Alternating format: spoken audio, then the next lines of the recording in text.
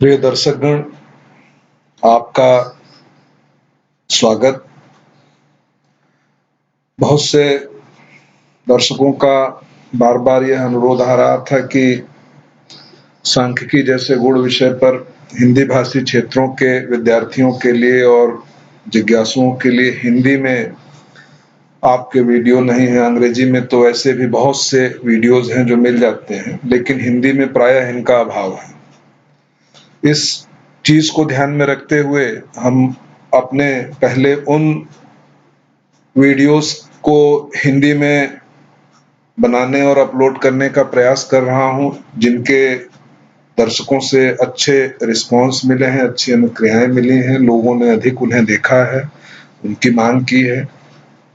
इसमें सबसे अधिक फैक्टर एनालिसिस पर डिमांड आई, लेकिन उस फैक्टर एनालिसिस चूंकि एक मल्टीवेरिएट स्टैटिस्टिक्स है, एक बहुचरीय सांख्यिकी है, तो सर्वप्रथम मुझे लगा कि पहला हिंदी वीडियो मैं इस चीज पर अपलोड करूं जो मल्टीवेरिएट स्टैटिस्टिक्स के कॉन्सेप्ट को एक्सप्लेन करे।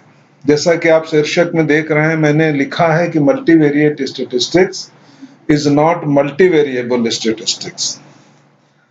यह एक अनेक चरों वाली सांख्यिकी नहीं है, बहुचरीय सांख्यिकी अनेक चर की सांख्यिकी नहीं है।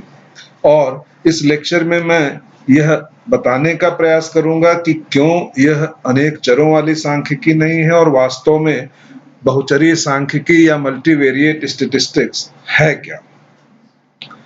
सबसे पहले मैं कुछ उदाहरणों से शुरू करूंगा। जैसे आप स्वयं सोचें कि क्या आप यदि मान लीजिए 2x2x2 एनोवा कर रहे हैं, 3 चर हैं आपके, मान लीजिए धर्म, 2 धर्म के लोगों को आपने लिया जैसे हिंदू और सिख, 2 लिंग हैं महिला और पुरुष, 2 मान लीजिए आपने विश्वविद्यालय के लोगों को लिया, एक केंद्रीय विश्वविद्यालय, एक प्रदेश स्तर का विश्वविद्यालय, और किसी एक चर पर आप उनका अध्ययन करना चाहते हैं।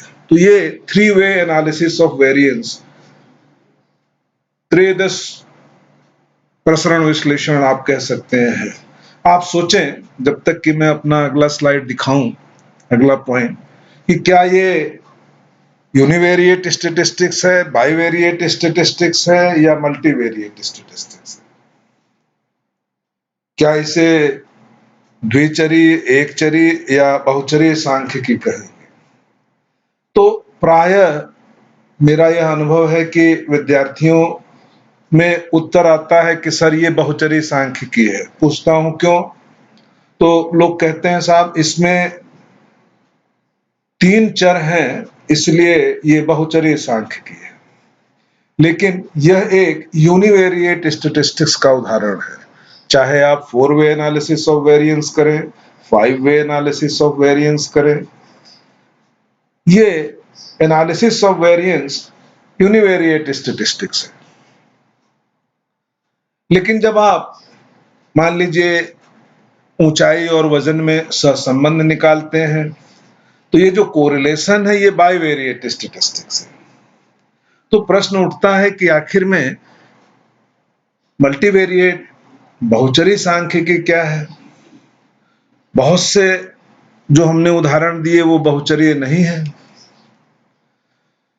वास्तव में मल्टीवेरिएट स्टैटिस्टिक्स या बहुचरी सांख्यिकी यूनिवेरिएट या बाइवेरिएट का एक तरह का एक एक्सटेंशन है। उसको आप थोड़ा विस्तार कर दें तो वही बहुचरी सांख्यिकी के रूप में परिवर्तित हो जाता है। या दूसरे तरह से कहें तो जो बहुचरी सांख्यिकी है वो एक अपने में संपूर्ण एक मॉडल है, एक कंप्लीट जनरल केस है, एक मॉडल है, और उसके यूनिवेरिएट बाइवेरिएट स्पेशल केसेज हैं, उसके विशिष्ट स्थितियां हैं। तो मल्टीवेरिएट एक जनरल मॉडल है और उसके विशिष्ट स्थितियों के रूप में यूनिवेरिएट या बाइवेरिएट है। या उल्टा कहें तो यूनिवेरिएट बाइवेरिएट को यदि हम विस्तृत कर दें तो वो मल्टीवेरिएट का रूप ले लेता है। लेकिन इनमें चरों की संख्या के आधार पर निर्णय करना बहुत उचित नहीं है। आमतौर पर यह सही बात है कि मल्टीवेरिएट मेथड्स में 3 या उससे अधिक चर निहित होते हैं। वो मेनी वेरिएबल्स उनमें रहते हैं, लेकिन केवल चरों की संख्या के आधार पर होता तो फिर 3-वे एनालिसिस ऑफ वेरिएंस या 4-वे एनालिसिस ऑफ वेरिएंस आप पुस्तकों में देखिएगा, वो कभी मल्टीवेरिएट नहीं लिखा जाता है। यदि वो मैनोवा हो, मल्टीवेरिएट एनालिसिस ऑफ वेरिएंस, तो उसमें कई स्वतंत्र चर होते हैं और कई आश्रित चर होते हैं, तो वो मल्टीवेरिएट का उदाहरण है। लेकिन एनालिसिस ऑफ वेरिएंस जो 3-वे हो, 5-वे हो, 4-वे हो, ये यूनिवेरिएट स्टैटिस्टिक्स ही है।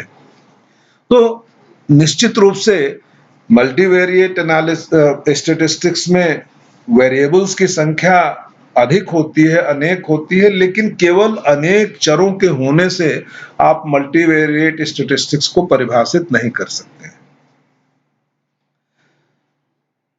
मल्टीवेरिएट स्टैटिस्टिक्स का जो एक लाभ है कि वो जो कि एक साथ कई वेरिएबल्स का एनालिसिस करता है और एक ही सिंगल एनालिसिस में वो सारे चरों का विश्लेषण होता है। इसलिए इसका लाभ ये है कि हम अनेक यूनिवेरिएट या बाईवेरिएट एनालिसिस की जगह एक सिंगल एनालिसिस में ही परिणाम प्राप्त कर लेते हैं और एक समग्र चित्र, एक इंटीग्रेटेड पिक्चर जो रिसर्च क्वेश्चन का है, वो हमारे सामने उपस्थित होता है। लेकिन जैसे उदाहरण के लिए मान लीजिए आपके 2 आश्रित चर हैं और आप 2x2 एनोवा कर रहे हैं, तो आप 2 आश्रित चरों के लिए आमतौर पर लोग मैं देखा हूं कि 2 एनालिसिस ऑफ वेरिएंस 2x2 कर लेंगे। लेकिन यदि आप मल्टीवेरिएट स्टैटिस्टिक्स थिंकिंग वाले हैं, तो आप एक 2x2 multivariate analysis of variance या मैनोवा करेंगे, जिसमें दोनों चरों का विश्लेषण एक साथ ही हो जाएगा। तो मल्टीवेरिएट स्टैटिस्टिक्स की यह खूबसूरती है। और ध्यान रखिएगा कि इसमें ये मैं नहीं कह रहा हूं कि इसमें चरों की संख्या अनेक नहीं होती है, लेकिन केवल अनेक चर होने से कोई सांख्यिकी मल्टीवेरिएट स्टैटिस्टिक्स नहीं हो सकता है। और इसको नहीं हम आईवीज की संख्या पे या डीवीज की संख्या पे, स्वतंत्र चरों की संख्या कितनी है या आश्रित चरों की संख्या कितनी है, इस पे हम परिभाषित नहीं कर सकते हैं। लेकिन यदि कई चीजों को एक साथ मिला के देखें तो बहुचरी सांख्यिकी क्या है, उसका एक अंदाज, एक अनुमान हम लगा सकते हैं। सबसे पहली चीज तो यह निश्चित है कि नंबर ऑफ वेरिएबल्स, जो चरों की संख्या है, वो यूनिवेरिएट या बाईवेरिएट में जितने चर होते हैं उनसे अधिक है। तो यूनिवेरिएट में एक ही आश्रित चर होता है, तो वहां आश्रित चरों की संख्या अधिक हो सकती है, या बाईवेरिएट में 2 चर हैं तो उनसे अधिक। तो यानी 2 से अधिक चरों की संख्या निसंदेह मल्टीवेरिएट स्टैटिस्टिक्स में होती है। पर उन अनेक चरों में से कम कोई एक ऐसा सबसेट, एक उप समूह चरों का होता है जिनको हम एक साथ जोड़ करके कंबाइंड मैनर में एनालाइज करते हैं। यदि हम उन्हें एक साथ न जोड़े, एक साथ जोड़ के कोई एक कंपोजिट वेरिएबल ना बनाए, तो वो विश्लेषण बहुचरी सांख्यिकी या मल्टीवेरिएट स्टैटिस्टिक्स नहीं कहा जाएगा।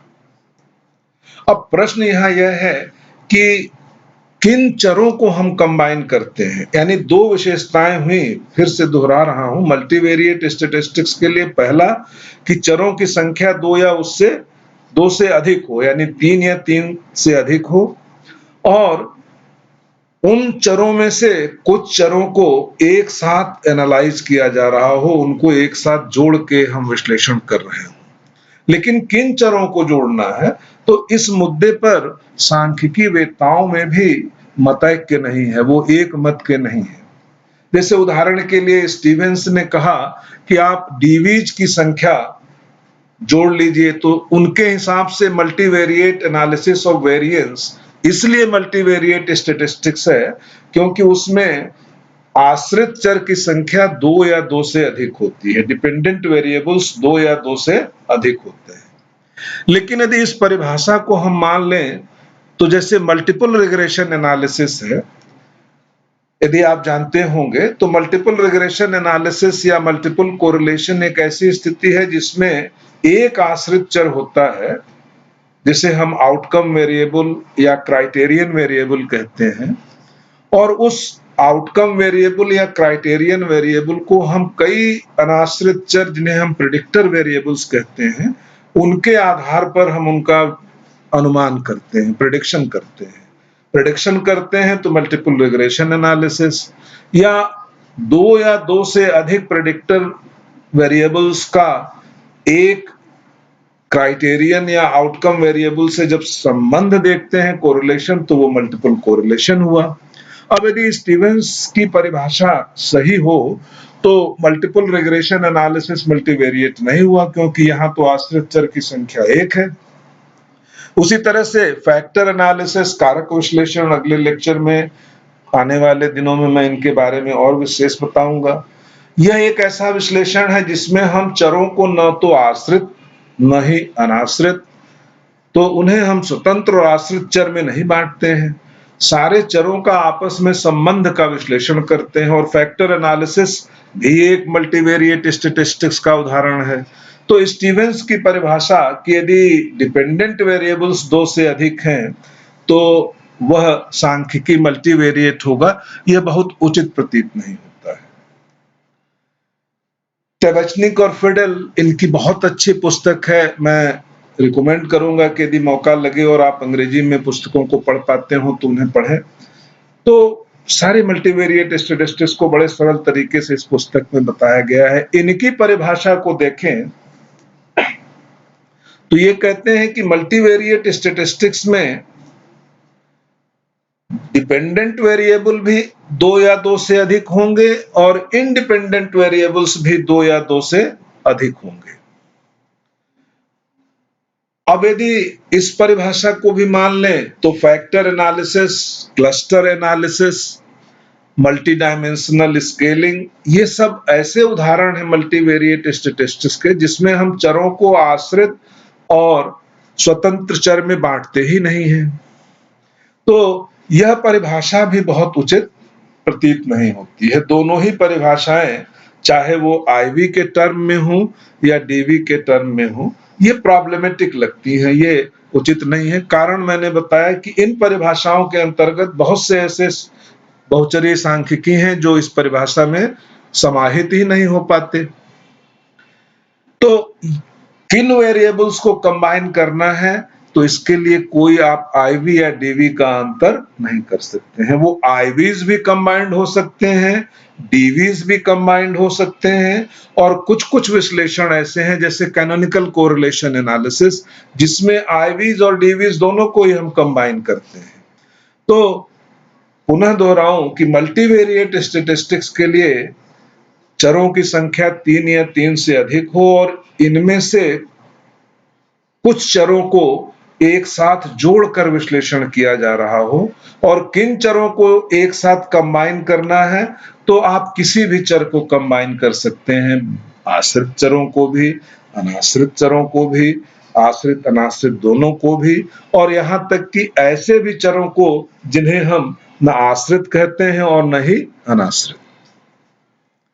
तो फिर आखिर में यह कंफ्यूजन क्यों है, ये भ्रम कहां से है कि बहुचरी सांख्यिकी में अनेक चर तो हैं लेकिन केवल अनेक चरों से होने से यह बहुचरी सांख्यिकी नहीं है।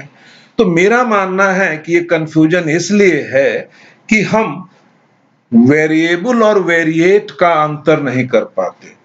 और वेरिएट के लिए मेरे पास कोई बहुत उचित हिंदी नहीं है, तो चर और वेरिएट में हम अंतर नहीं कर पाते, और वस्तुतः ये दोनों दो चीजें हैं। तो मल्टीवेरिएट स्टैटिस्टिक्स मल्टीवेरिएबल नहीं है बल्कि उसमें वेरिएट शामिल है। वेरिएबल्स जो होते हैं, जैसा आप सभी जानते हैं कि ये डायरेक्टली मेजर्ड है, आप इन्हें प्रत्यक्ष रूप से, जैसे हाइट एक वेरिएबल है उन्हें आप डायरेक्टली मेजर करते हैं, वेट एक वेरिएबल है, उसे आप डायरेक्टली मेजर करते हैं। लेकिन यदि आप बॉडी मास इंडेक्स निकालें तो कोई बीएमआई को डायरेक्टली मेजर नहीं करता है। हाइट और वेट के एक निश्चित फार्मूला से आप बॉडी मास इंडेक्स निकालते हैं। कुछ ऐसा ही वेरिएट है जिसमें आप दो या दो से अधिक वेरिएबल्स को कंबाइन करते हैं। तो वेरिएट जो है डायरेक्टली मेजर्ड नहीं है। डेटा कलेक्शन में वेरिएट को हम सीधे सीधे नहीं पाते हैं। तो डेटा कलेक्शन में तो हमें वेरिएबल मिलता है, लेकिन एनालिसिस के क्रम में हम वेरिएट्स बनाते हैं। और ये वेरिएट्स हैं क्या? तो वेटेड कंपोजिट ऑफ टू और मोर डायरेक्टली मेजर्ड वेरिएबल्स। तो दो या दो से अधिक जो प्रत्यक्ष रूप से मापे गए चर हैं, उनको यदि हम किसी तरह से जोड़ के उनको कोई एक वेट देते हुए उनका एक लीनियर कॉम्बिनेशन बनाएं, उनका एक रेखीय योग बनाएं, तो वह जो योग है उस योग को हम कंपोजिट वेरिएबल, वेरिएट या सिंथेटिक वेरिएबल के नाम से पुकार सकते हैं। तो मल्टीवेरिएट स्टैटिस्टिक्स में किसी न किसी स्टेज पर हम दो या दो से अधिक वेरिएबल्स का एक लीनियर कंपोजिट वेरिएबल बनाते हैं। जैसे मान लीजिए x1, x2, x3 ये तीन वेरिएबल हैं और हमें y से कोरिलेशन निकालना है, और हम x1 plus x2 plus x3 is equal to x एक कंपोजिट वेरिएबल निकाल लें और उस x का हम y से कोरिलेशन देखें, तो यह जो विश्लेषण है ये मल्टीवेरिएट स्टैटिस्टिक्स का उदाहरण हो जाएगा। क्यों? क्योंकि यहां हम x1, x2, x3 को एक रेखीय रूप से योग निकाल रहे हैं। लेकिन यह जो कॉमन मेथड है कंपोजिट निकालने का, वो है लीनियर कॉम्बिनेशन होना चाहिए और वेटेड वेरिएबल्स हैं। तो जब हम x1 plus x2 plus x3 कर रहे हैं तो तीनों चरों का जो वेट है वो एक है। तो 1 into x1 is equal to x1, 1 into x2 is equal to x2, 1 into x3 is equal to x3। तो एक सामान्य कंपोजिट का फार्मूला देना हो तो हम weight 1 into variable 1, weight 2 into variable 2, और यदि n वेरिएबल्स हैं तो weight n into variable n। इस तरह से यदि हम एक कोई कंपोजिट वेरिएबल निकालते हैं तो उस कंपोजिट वेरिएबल को वेरिएट कहा जाता है। और मल्टीवेरिएट स्टैटिस्टिक्स में कहीं न कहीं किसी न किसी स्टेज पर इन कंपोजिट वेरिएबल्स का उपयोग किया जाता है और इसीलिए वो स्टैटिस्टिक्स मल्टीवेरिएट स्टैटिस्टिक्स होते हैं। तो इन सारे वेरिएट्स के मीनिंग को यदि एक साथ लें तो हम मल्टीवेरिएट स्टैटिस्टिक्स को परिभाषित कर सकते हैं कि वह सांख्यिकी विधि, वह स्टैटिस्टिकल मेथड जो एक चर के समूह को एक साथ कंबाइन करता है in the process of analysis. विश्लेषण के क्रम में उन्हें हम एक साथ कंबाइन करते हैं। जैसे मेयर्स और उनके सहयोगियों ने परिभाषित किया कि मल्टीवेरिएट एनालिसिस और statistics involves combining together variables to form composite variables. यही की है कि वह सांख्यिकी विधि जो दो या दो से अधिक वेरिएबल्स को कंबाइन करके एक कंपोजिट वेरिएबल बनाता हो विश्लेषण के क्रम में। जैसे आप मल्टीपल रिग्रेशन एनालिसिस का उदाहरण लें तो वस्तुतः यह सारे प्रेडिक्टर्स के ऑर्थोगोनल कंपोनेंट, वह हिस्से जो बाकी प्रेडिक्टर से ओवरलैप नहीं करते हैं, जो उससे स्वतंत्र हैं, उन हिस्सों को जोड़ के हम एक कंपोजिट, एक सिंगल वेरिएबल निकालते हैं और उस सिंगल वेरिएबल का हम आश्रित चर y से यदि हम कोरिलेशन देख लेते हैं तो वो मल्टीपल रिग्रेशन एनालिसिस होता है। वैसे यदि आप मल्टीवेरिएट एनोवा का उदाहरण लें तो उसमें हम ढेर सारे आश्रित चरों को कंबाइन करके एक साथ विश्लेषण करते हैं। फैक्टर एनालिसिस में हम अलग अलग फैक्टर्स में छोटे छोटे वेरिएबल्स के सबसेट्स को कंबाइन करके फैक्टर्स को डिफाइन करते हैं। तो वह कोई भी सांख्यिकी जिसमें वेरिएबल्स के कॉम्बिनेशन के आधार पे एक कंपोजिट वेरिएबल बन रहा हो। जैसे फैक्टर एनालिसिस में फैक्टर्स जो हैं वो कंपोजिट वेरिएबल्स हैं, वो कुछ वेरिएबल्स से मिलकर बनते हैं। तो यह प्रधान विशेषता है। और यह भी ध्यान रखना है, जैसे मैंने पहले कुछ विद्वानों के परिभाषाओं को नकारा, कि कंपोजिट वेरिएबल बनाने में हम आईवी को भी इंक्लूड कर सकते हैं। इट में इंक्लूड आईवी। स्वतंत्र चर भी हो सकते हैं, जैसे उदाहरण के लिए मल्टीपल रिग्रेशन एनालिसिस। हम आश्रित चरों को कंबाइन कर सकते हैं, उदाहरण के लिए मल्टीवेरिएट एनालिसिस ऑफ वेरिएंस। या हम बिना यह अंतर किए कि कौन सा चर आश्रित चर है, आईवी है, स्वतंत्र चर है, और कौन सा आश्रित चर है, इसके बिना भी यदि हम वेरिएबल्स को कंबाइन कर रहे हैं, जैसे फैक्टर एनालिसिस, क्लस्टर एनालिसिस, तो भी वह मल्टीवेरिएट स्टैटिस्टिक्स है। तो सरल शब्दों में मल्टीवेरिएट स्टैटिस्टिक्स वैसी स्टैटिस्टिक्स या सांख्यिकी है जिसमें हम 3 या 3 से अधिक चरों का विश्लेषण करते हैं, लेकिन विश्लेषण के क्रम में 2 या 2 से अधिक चरों को हम एक साथ जोड़कर एक कंपोजिट वेरिएबल बनाते हैं। तो निसंदेह वैसी सांख्यिकी विधियां मल्टीवेरिएट स्टैटिस्टिक्स कही जाएंगी। अंत में इसके कुछ लाभ और हानियों का भी हम लोग चर्चा कर लें। पहली चीज तो यह है कि जो रियलिस्टिक थ्योरीज हैं, जो हमारे वास्तविक जीवन से जुड़े नियम और सिद्धांत हैं, तो हमारे व्यवहार किसी एक चर से प्रभावित नहीं होते हैं। जैसे मैं यह व्याख्यान बोल रहा हूं, आपके लिए रिकॉर्ड कर रहा हूं, तो ये रिकॉर्डिंग कई कई चीजों से प्रभावित हो रही है। मेरे ज्ञान के स्तर से, मेरे बोलने की शैली से, मेरे वर्तमान परिवेश से जहां मैं बैठा हूं, इन कई चरों से हमारे व्यवहार प्रभावित होते हैं। और यदि इन सभी चरों के प्रभाव को एक साथ देख के कोई रियलिस्टिक थ्योरी बनाना हो, तो ये मल्टीवेरिएट मॉडल से अधिक संभव है तुलना में कि हम उन्हें यूनिवेरिएट मेथड से निकालें। उसी तरह से यदि ऐसी शोध परिस्थिति हो जहां पर हमारे स्वतंत्र चरों और आश्रित चरों की संख्या अधिक हो और उन सब का हम विश्लेषण एक साथ करना चाहते हो, तो आप अभी तक समझ चुके होंगे कि जो सबसे बेहतर सांख्यिकी होगी वो यूनिवेरिएट या बाईवेरिएट नहीं होगी, बल्कि मल्टीवेरिएट स्टैटिस्टिक्स होगी।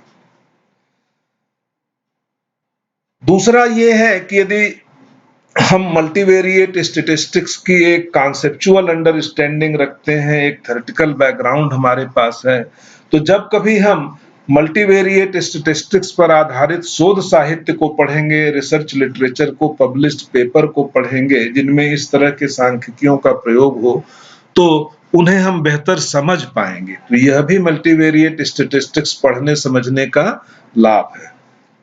और जब ऐसे रिसर्च हम कर रहे हों जिसमें large set of variables involve हों और उन्हें हमें कहीं न कहीं इंटीग्रेट करके एनालिसिस करना हो, तो ऐसे रिसर्च में भी मल्टीवेरिएट स्टैटिस्टिक्स लाभदायक होता है। और लाभ उसका यह होता है कि हम चूंकि ढेर सारे वेरिएबल्स को एक साथ कंबाइन करते हैं, तो ये जो ओवरऑल एरर रेट है, हमारे इन्फरेंस का जो एरर रेट है, जैसे टाइप 1 एरर, टाइप 2 एरर, यह कम होता है। यदि आप कई यूनिवेरिएट एनोवा करें, उसकी जो कुल एरर रेट होगी, यदि उन्हीं सारे डिपेंडेंट वेरिएबल्स को मिला के एक मल्टीवेरिएट एनोवा कर लें, तो उसका जो एरर रेट है वो कम होगा।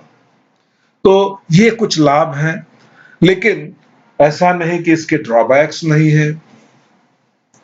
सबसे कठिन चीज ये है कि मल्टीवेरिएट स्टैटिस्टिक्स को यूज करने के लिए उनके एजम्पशंस को टेस्ट करना और जानना जरूरी है। यदि वो एजम्पशंस फुलफिल नहीं हो रहे हैं, जैसे नॉर्मलिटी, लिनियरिटी, होमोसेडेस्टिसिटी, यह सब करना जरूरी है। और साथ में ये यूनिवेरिएट में भी एजम्पशंस रहते हैं, लेकिन इनके अलावा कुछ अतिरिक्त एजम्पशंस भी होते हैं, जैसे मल्टीवेरिएट नॉर्मलिटी का एजम्पशन इसमें चेक करना होता है, न कि यूनिवेरिएट नॉर्मलिटी का। तो ये थोड़ा सा एक कठिन कार्य होता है यूनिवेरिएट की तुलना में। दूसरी दिक्कत यह है कि आपका यदि रिसर्च सैंपल साइज छोटा है तो अधिकांशतः मल्टीवेरिएट स्टैटिस्टिक्स उपयोगी नहीं होते हैं। तो लार्ज सैंपल की बड़े प्रतिदर्श की आवश्यकता होती है यूनिवेरिएट की तुलना में मल्टीवेरिएट स्टैटिस्टिक्स को करने के लिए। उसी तरह से इनका जो इंटरप्रिटेशन है, व्याख्या है मल्टीवेरिएट, उसमें भी थोड़ी कठिनाई हो सकती है, क्योंकि इनमें हमें अर्थ निकालने के लिए कई लेयर्स पर जो परिणाम हैं उनको एक साथ मिला के देखना और अर्थ निकालना पड़ता है। और कुछ लोगों का मानना है कि ये बहुत कॉम्प्लेक्स मेथड है, हालांकि मैं इससे सहमत नहीं हूं, क्योंकि ये कॉम्प्लेक्स जरूर है इसलिए ये कठिन है, ऐसा लोग मानते हैं, यह भी एक कमी है, लेकिन ये बहुत उपयुक्त कमी नहीं कही जाएगी। मेरा मानना है कि ये एक केवल परसेप्शन है कि ये बहुत कठिन है। अभी आप इसको सुन रहे होंगे, मुझे निश्चित उम्मीद है कि आप में से अधिकांशतः लोग इस बात को समझ रहे होंगे कि मल्टीवेरिएट स्टैटिस्टिक्स क्या है। तो यह इतना कठिन स्टैटिस्टिक्स नहीं है। तो इन्हीं शब्दों के साथ आज का ये पहला हिंदी में सांख्यिकी का व्याख्यान का मेरा प्रयास है। आगे मैं आपको फैक्टर एनालिसिस और दूसरे मल्टीवेरिएट स्टैटिस्टिक्स पर हिंदी में व्याख्यान करूंगा। अगला व्याख्यान फैक्टर एनालिसिस से होंगे, जिसमें सबसे पहले कॉन्सेप्ट एंड मीनिंग और बाद में उनके बेसिक एजम्पशंस, इनकी मैं चर्चा